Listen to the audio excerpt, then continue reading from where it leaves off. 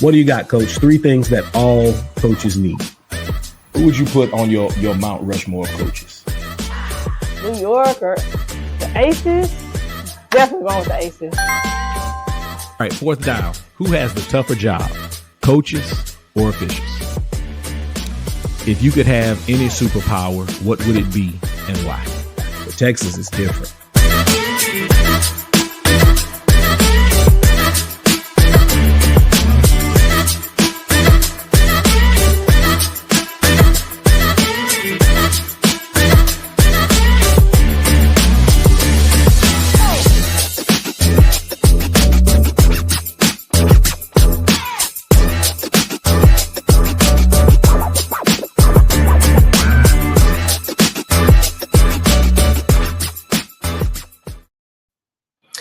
Ladies and gentlemen, this is the Coaches Co-op, a masterclass in athletic leadership where coaches connect, grow, and share the grind. I'm your host, Michael Prejean, better known as Coach Pete. Each week, I am teaming up with coaches across the country to break down the wins, the lessons, and everything in between. This week, I am teaming up with Brandon Gay, head boys basketball coach at Shadow Creek High School in Alvin, Texas, former pro player in Europe, and a mentor shaping the future of Texas hoops. From the court in Europe to the sidelines in Houston, 5 playoff appearances in 7 years, Brandon brings a unique global perspective to developing young athletes right here at home.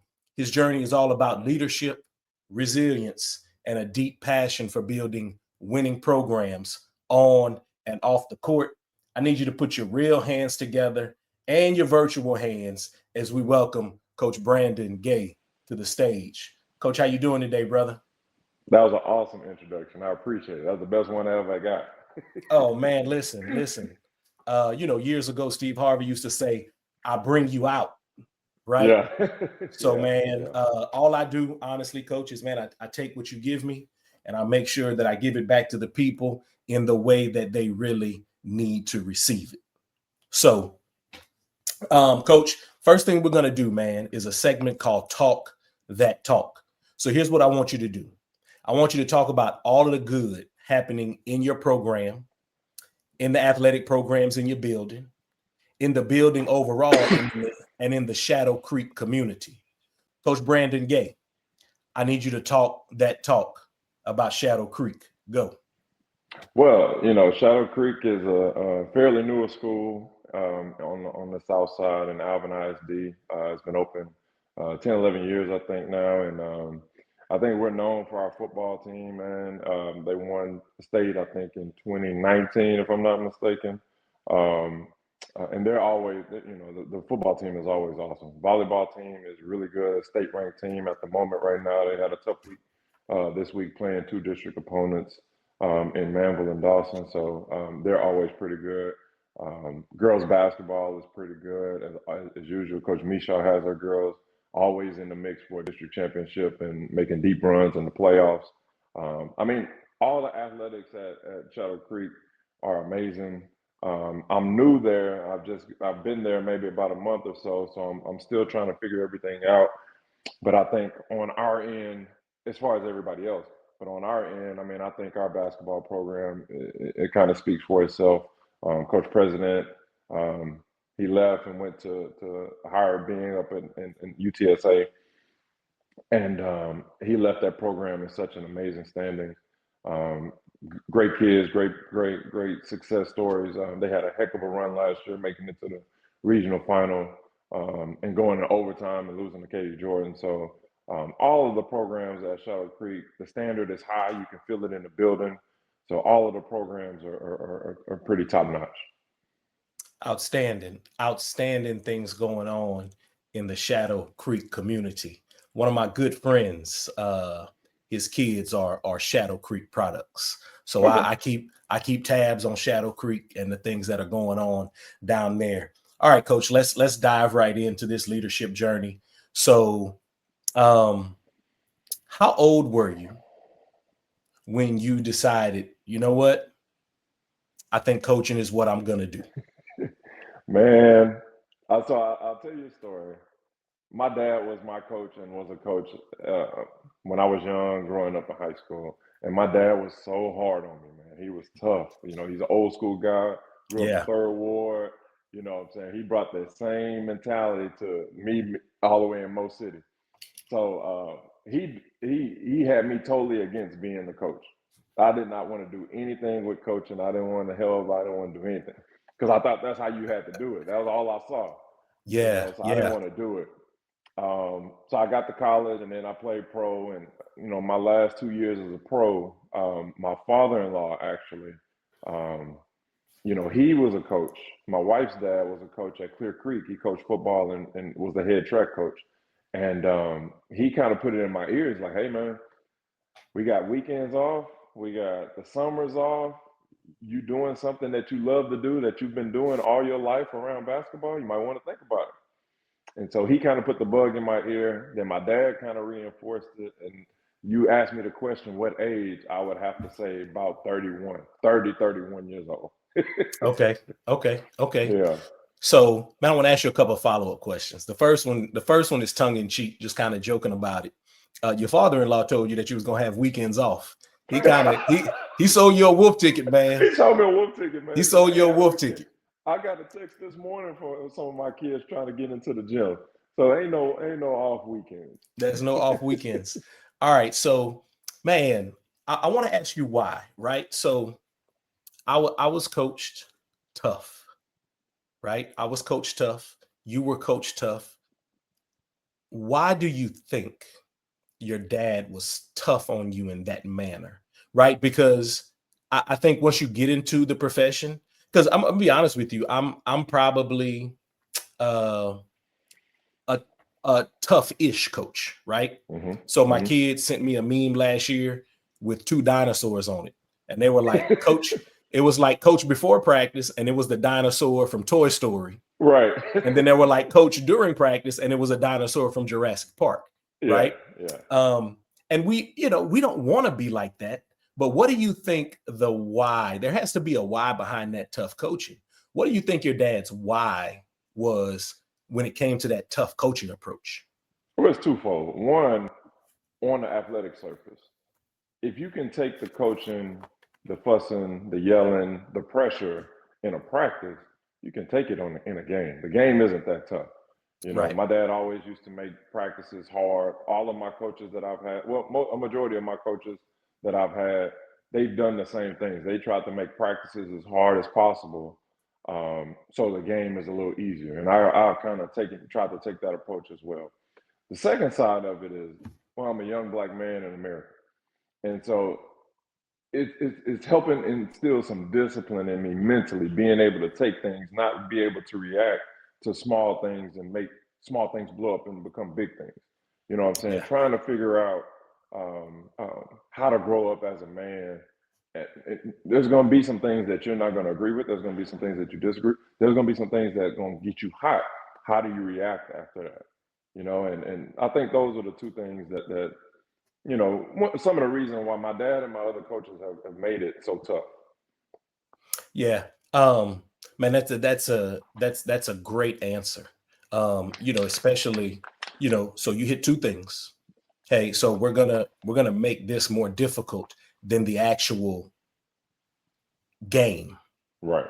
So we're gonna make this competitive environment as intense as we can possibly make it on a daily basis. Right. So that when we get into the game, it's easy. And the second thing you referenced, you know, just being a young black man, there is a different skill set required to be a young black man, not only in America, but growing up in the South.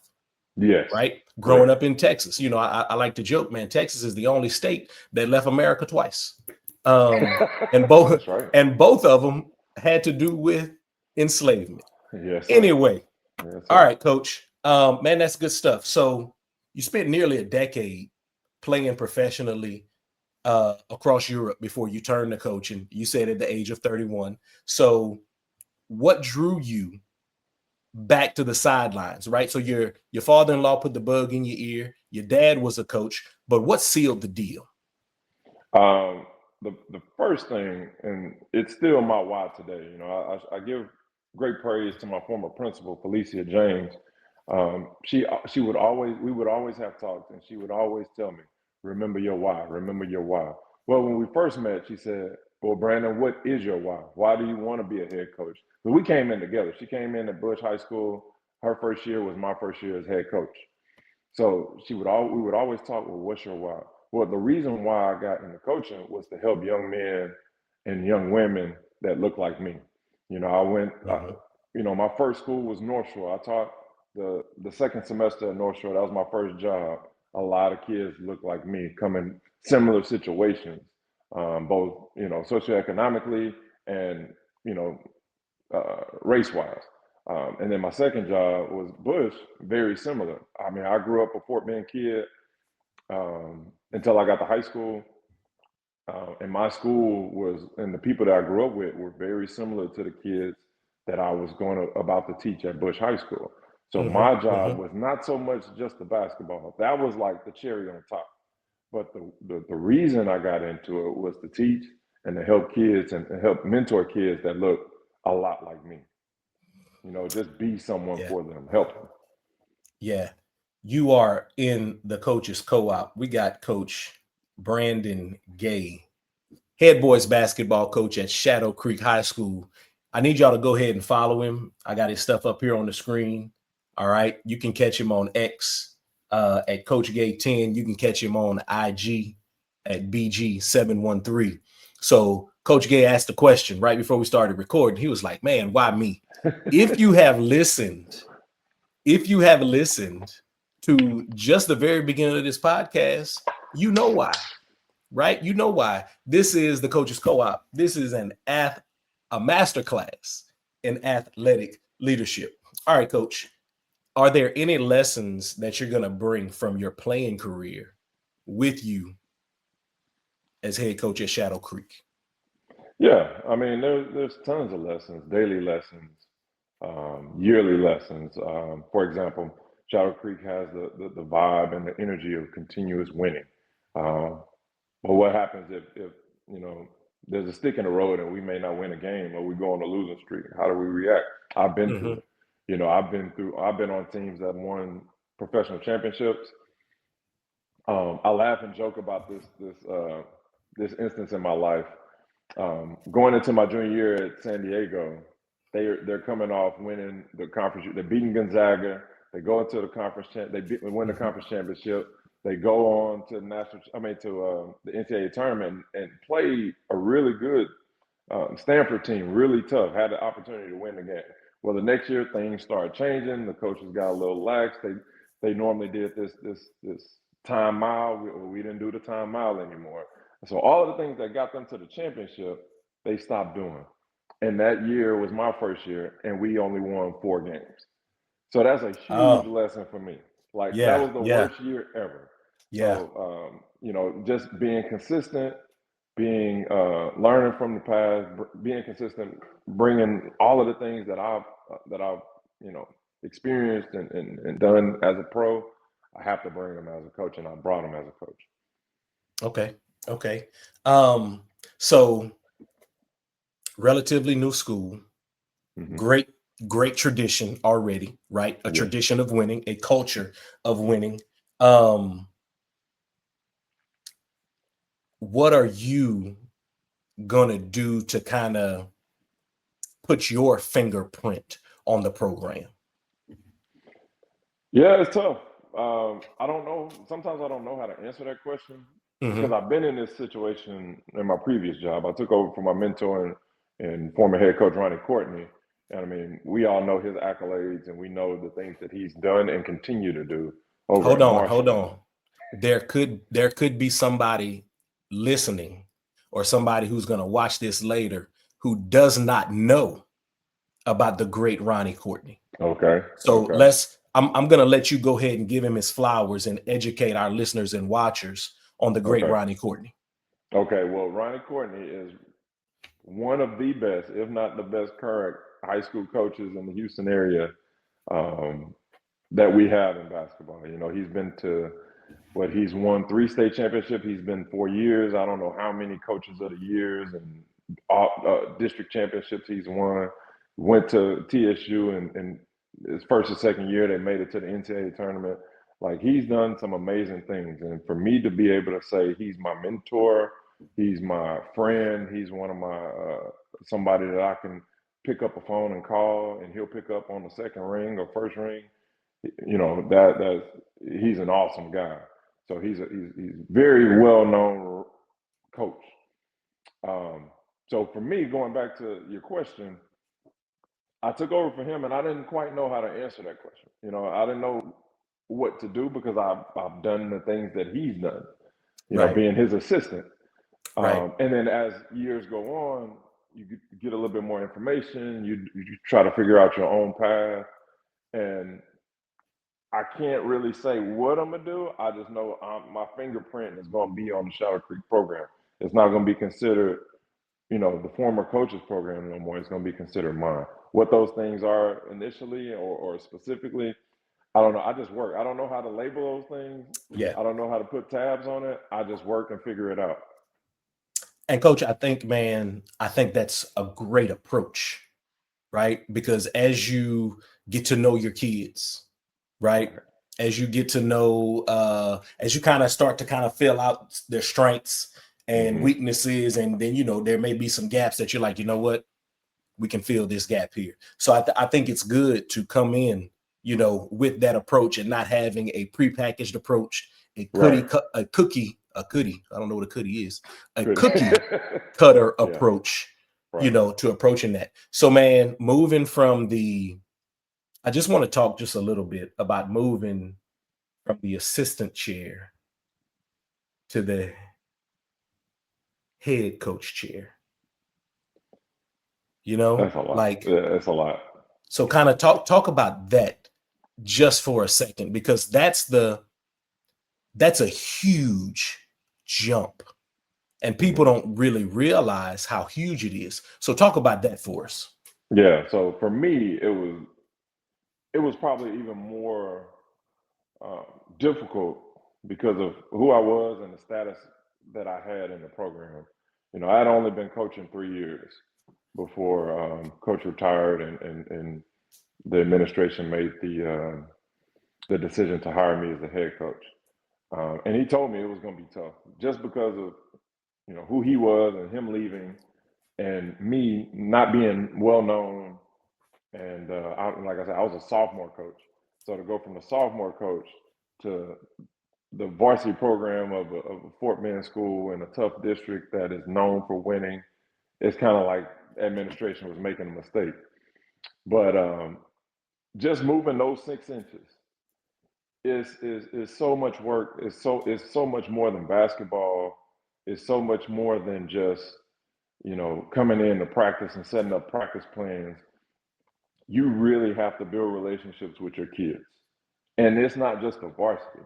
Now you got 5 teams to deal with, you know, and learn from and learn with. Now you have to manage men. You have to manage your assistant coaches. You have to let them know and give them duties so they can feel, you know, worthy of being on the staff and being loyal to you. And then you have to do things to reach out to the community for multiple reasons. For one, it's just right? We're doing this as coaches. We want to win games. We want to win a bunch of state championships and all of that stuff. The likelihood of that happening is probably not likely, right? You know? But can I change my community? Can I do things to bring people to games? Can I do things to make young men that may be struggling at home feel happy for 2 hours a day as they practice and then when they play games and when we go on tournaments and stuff like that? Those are the things that when you move from that assistant chair to the big chair, those are the things that you have to account for. And the one thing I could have put a pin in all of those, but the one thing I really want to put a pin in for those who may be assistant coaches, if you're an assistant coach and you aspire to move into that first chair, you have to manage adults. Yes. You have to manage adults. And it's different. You're not the assistant coach anymore, right? The buck stops with you. So you have to make sure that the adults that you're managing understand that. So not only do you have to make sure that they feel valued, right, and that you're loyal to them and you have that loyalty reciprocated to you, but what if, you know, you need A, B, and C done and A, B, and C are not done, right? Or A, B, and C are not done in a timely fashion, or A, B, and C have not been done in a timely fashion again, right? So those are difficult conversations. And then you also have to ensure that you inspire and grow those who are working under you, right? Because the entire point of being a leader is developing other leaders. And that's not easy. And that's the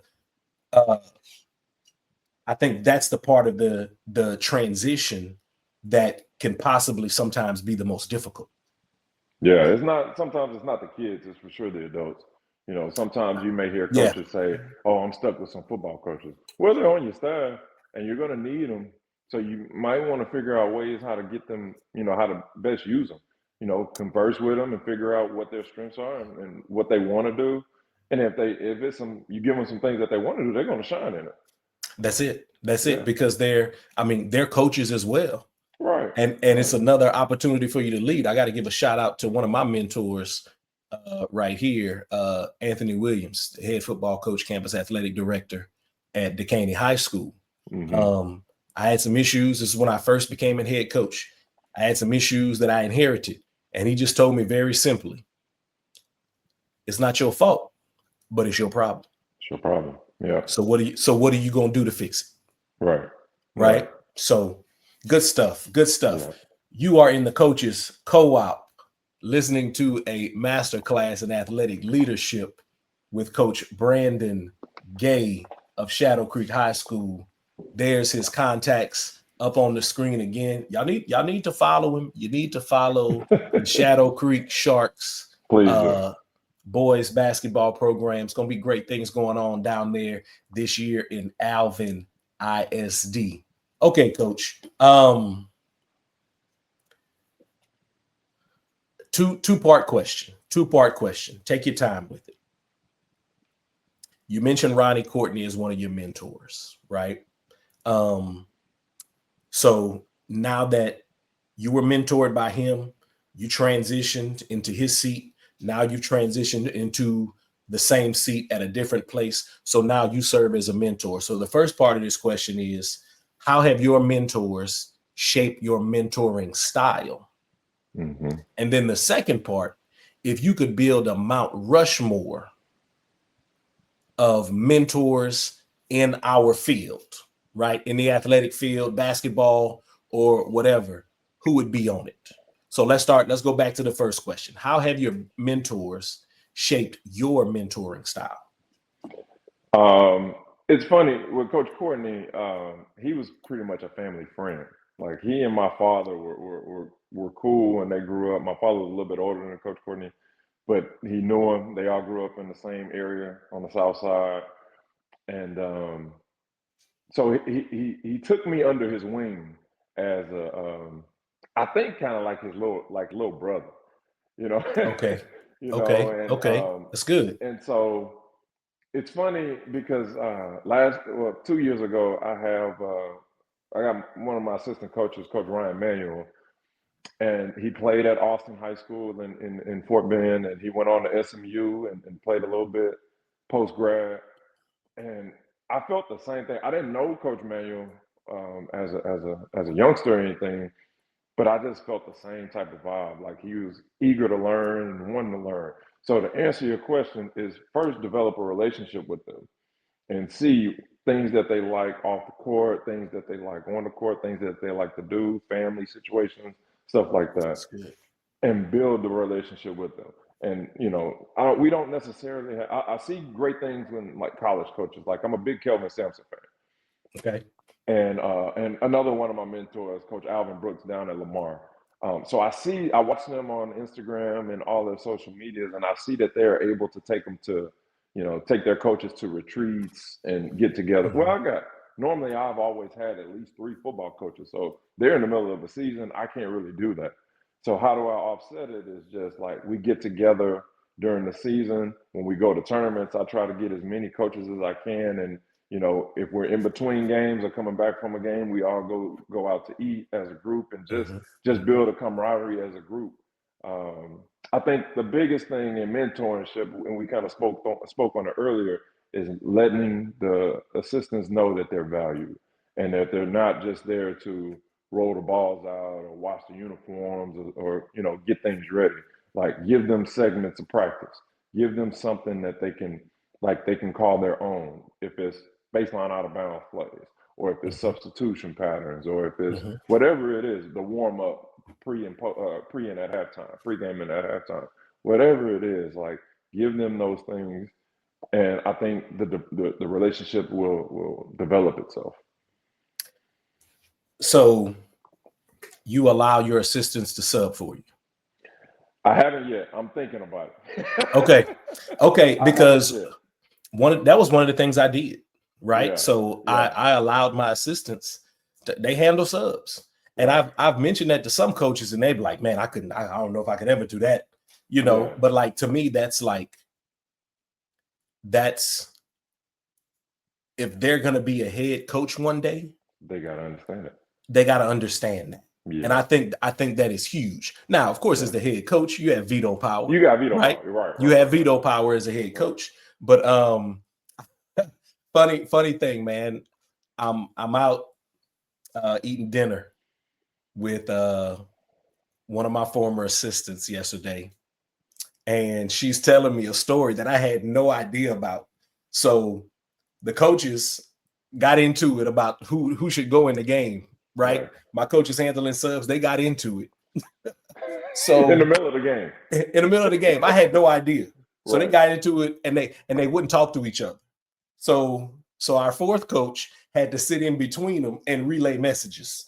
Hey, so what do you think if we put this kid in the game right now? And I was like, I had no idea. Like, got into it and wouldn't even talk to each other anymore. Right. During the game. So just wondering about that. Yeah, I got a similar story on that end. So okay, I'm gonna try to be brief. So take your time. We were playing Elkins. Now this is my first year. We were at Elkins, and if you know anything about Elkins, they have one of the smaller gyms. It's the older school. They have one of the smaller gyms in Fort Bend, and the gym was packed. It was crazy. And so we're playing them. They're the number one team in the district, and we're playing a game. And we get down to like the fourth quarter, and one of my really good friends right now, Derek Malone. The one thing that I do instead of giving all my coaches giving a coach substitution power, I do sit in the middle of the game. I say, okay, hey, what we got? Do we need to put anybody in? Do we need to take anybody out?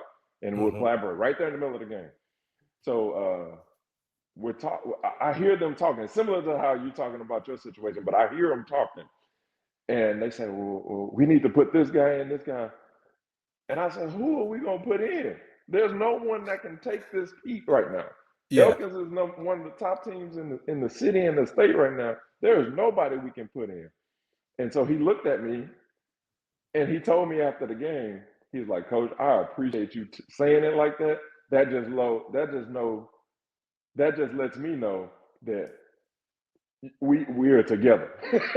Yeah. He's like, okay, you trust me and you hear me, but for you to come at me like that, that let me know that you care, and I feel the same way. Yeah. Man, listen, that we need a sub right now. Yeah. And who I need to know who y'all gonna put in the game. Who we gonna put in? Who going? Who can handle this? Yes. Who can handle this?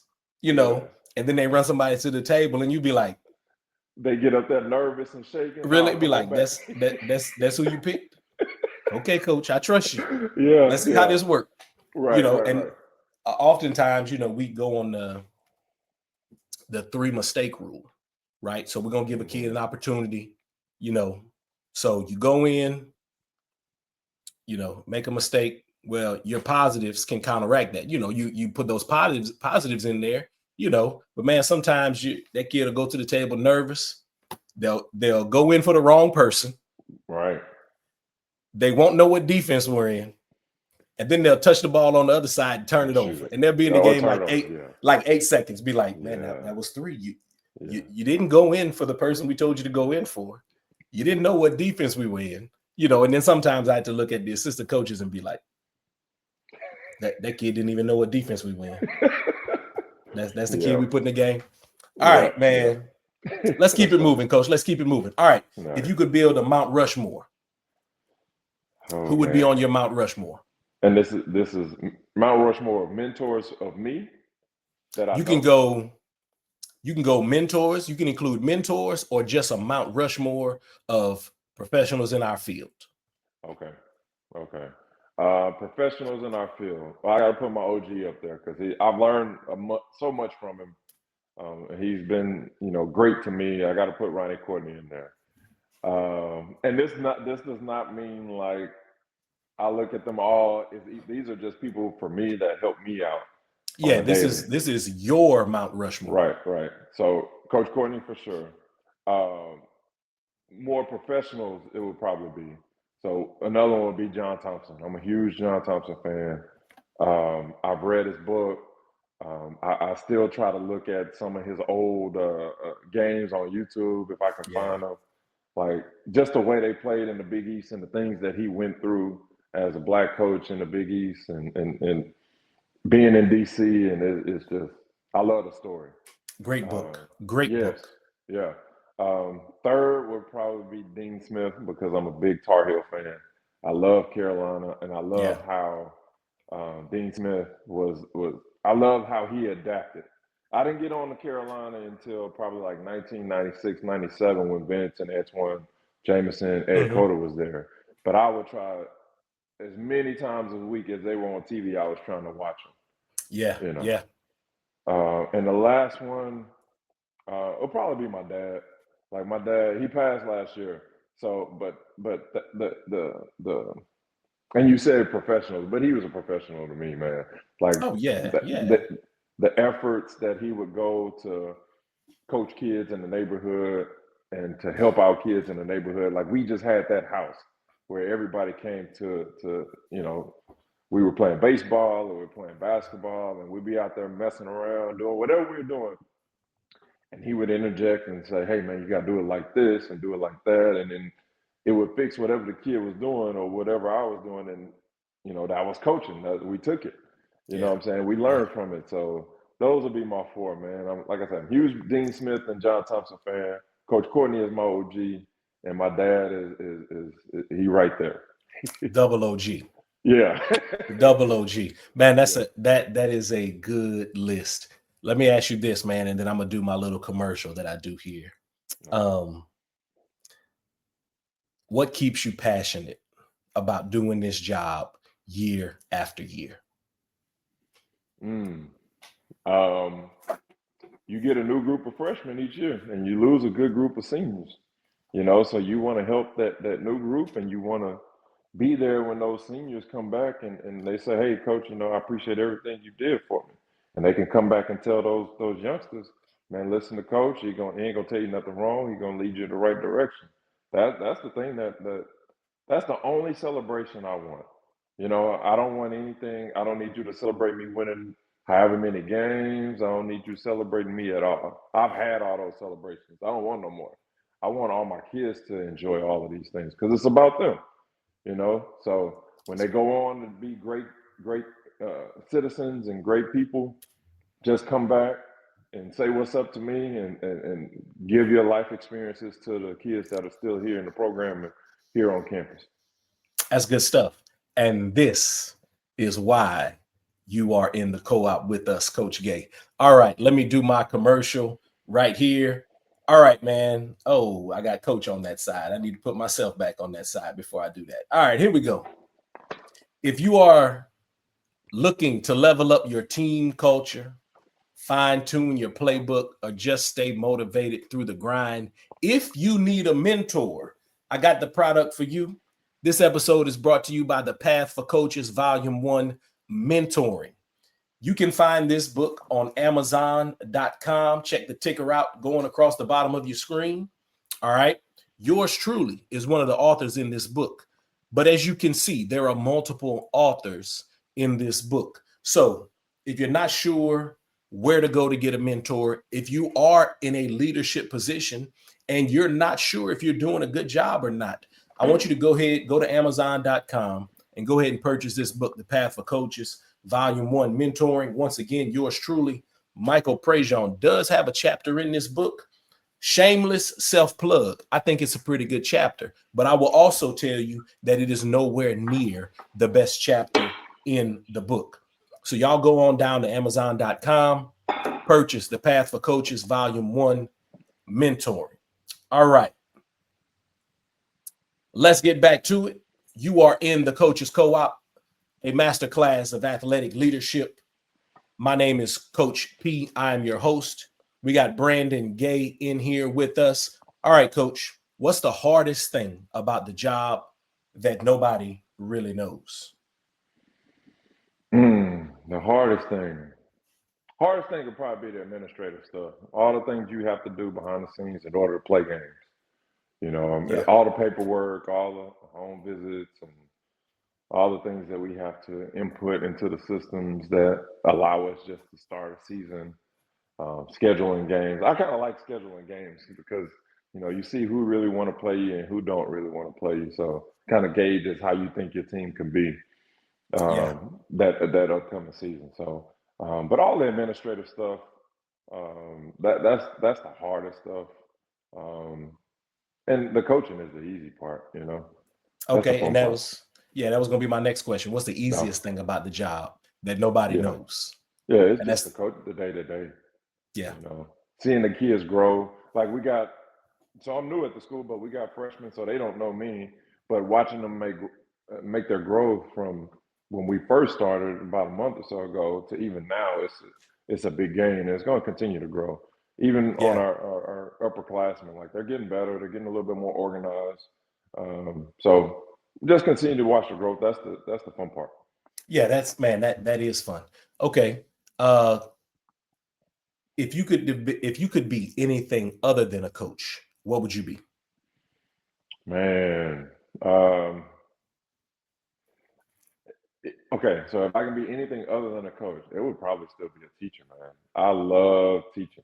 I was a social studies teacher, and well, I guess I still am. I just teach PE now, but I love teaching, man. Like I said, I got thrown in the fire of my first teaching gig. I was at North Shore, and I came in mid-year in January, and I was teaching U.S. history, U.S. STAR tested subject. So that was tough. And then the teacher that I took over for, he was becoming an AP on campus, and the kids loved him. So it was just tough for me, man. But I figured it out. You know, my kids did well on the test. Built a relationship with them. We were all good. And then once I got to Bush, it was like Bush was a special place for me, man. Like it felt like home. So I wanted to embed myself in the school. So I did everything. I'm buying every T-shirt that whatever program or club is buying.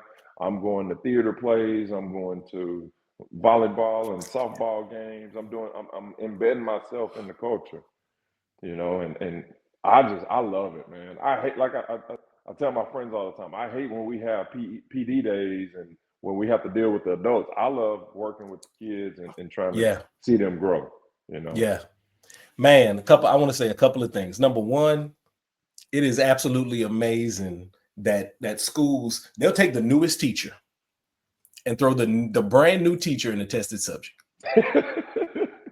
It happens all the time. So you'll have a brand new teacher. We're going to put that teacher in a tested subject, or let me say, or we're going to give them all the in-class support sections. Mm-hmm. Yeah. Like that's a recipe. That's a recipe for high turnover. All right. And then the second thing I want to say, listen, Fort Bend ISD, you're not in Fort Bend anymore. No. Alvin ISD, protect Coach Gay at all costs. Do everything in your power. Do whatever you can to keep Coach Gay. Because I'm telling you, you got a great coach.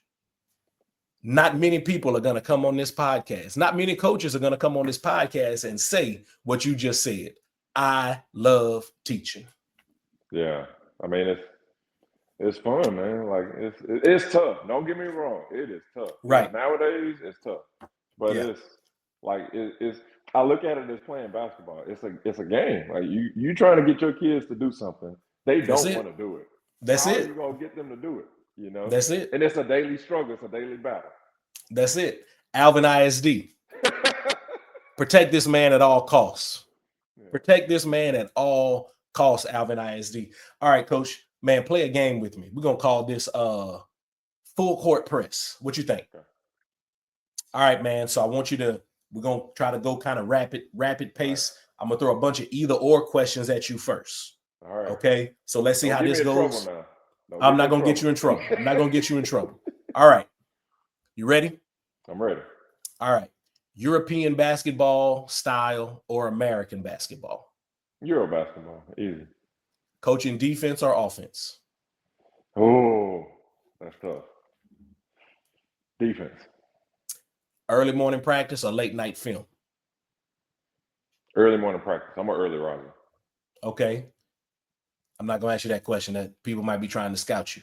A veteran team or a young and hungry team? Young and hungry. Young and hungry. Okay.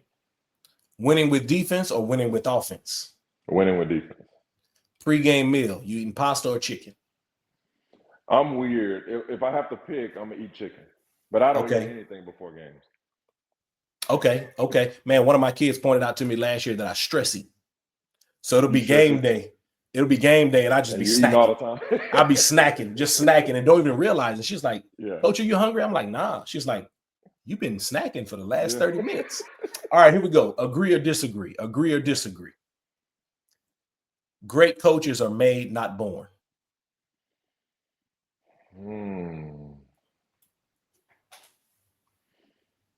Great coaches are made, not born. I disagree. I think great coaches are born. Okay. Okay. It's harder to be a head coach than to be a pro player. Agree or disagree? I agree. Oh, that's good, man. Yeah. Agree or disagree? The best coaches are former players. I disagree. Not all of us are good coaches. Okay. Okay. And I'm not a good coach. I'm just all right. Okay. Okay. A1 person though. All right. Agree or disagree? Players today are more skilled than your generation. I agree. Okay. A coach's most important job happens off the court. I agree. All right. I got 3 more for you. Every coach needs to experience being an assistant before becoming a head coach. I agree. I think you need to go through that. All right. International playing experience makes you a better coach. Not better. I disagree. It makes you different, but not better. Different, but not better. That's good. Yeah. Good answer. All right. Last question here, Coach. Wins and losses matter less than player development. Agree or disagree? I agree. Player development is important. And down the line, player development will lead to more wins. Going to lead to more wins. That's good stuff right there, Coach. That's good stuff right there. All right. That was our full court press with Coach Brandon Gay. All right, Coach, this brings us into crunch time. All right. So, crunch time, man, last 5 minutes. Crunch time will go something like this. 3, 2, 1. So we'll go 3 in the key. 3 things all athletic professionals or coaches need to succeed. Then we'll go 2 shots, 2 of the toughest challenges or foulest things you've experienced in your role. And then we'll wrap it up with and 1 thing that you would like to share before we get out of here. So we're going to start with 3 in the key. 3 things that all athletic professionals need. What do you have for us, Coach? For one, patience. You got to have patience as a coach. Secondly, you got to have some compassion for these youngsters. Third, you got to have what am I trying to say? Adaptability. There it is. Yes, sir. You got to be able to adapt to these youngsters because, it's easy for me to come out here and try to run some of Dean Smith's old 4 corners, but the kids they're way more skilled and way more athletic to try to run some of that. Even though you can kind of in between it a little bit. Yeah. You can kind of. So let me ask you this before we go to 2 shots. You ready for the shot clock in Texas? I am. I'm good either way. You know what I'm saying? But I think it'll help our kids that move on to the next level because there are other states that have it and they're kind of already used to it. I think it'll make the game a little bit more exciting because you have to shoot the ball within a certain time frame, which will lead to higher scoring and a little bit more faster pace. Yeah. I think once the state of Texas figures out the financial part of it, Yeah, because that's probably, I know smaller schools who may have trouble competing. I know there's some smaller school coaches who aren't crazy about it. right, But when we think about preparing our kids for the next level, right? So kids leave the state of Texas every year to become professionals, right, right? right, So I think this is something that is going to help kids as they progress to the next level because, we have kids who have the opportunity to become professionals in this we thing. do. So We I do. think we owe it to them to have the opportunity to continue to develop. And the shot clock is part of that. Right.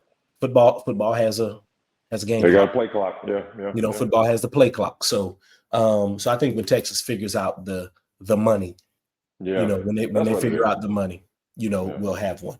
All right, Coach, 2 shots.